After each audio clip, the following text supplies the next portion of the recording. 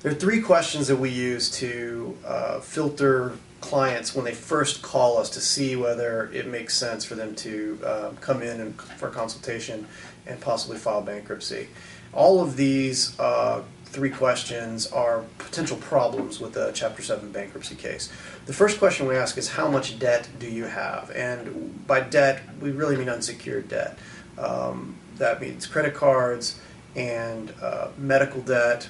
It can also mean any kind of deficiency debt on a repossessed vehicle or a repossessed, foreclosed upon house.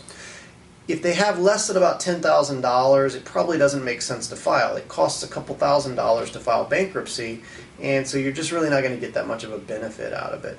If they've got more than $30,000 or so, it probably does make sense to file, because generally it's credit card debt bearing interest at 20 or 30% per year, and so it's going to be really hard for them to catch up.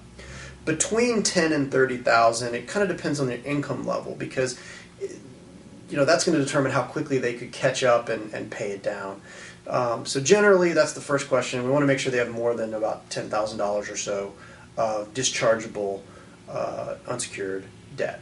Question number two is, do you have any assets that are non-exempt? And we'll talk about exemptions in another video, but basically that means anything that can be taken by the trustee. And go watch the exemptions video, because that's a whole analysis in and of itself. Question number three, I'm blanking on. What's question number three? Income. Income. And we ask, what's their income level? Because if their income level is too high, if it's significantly above median for their geographical area, they're not going to be able to file a Chapter 7. They're going to have to file a Chapter 13. And we'll talk in another video about the problems with a Chapter 13. So those are the first questions that we ask when people initially contact us.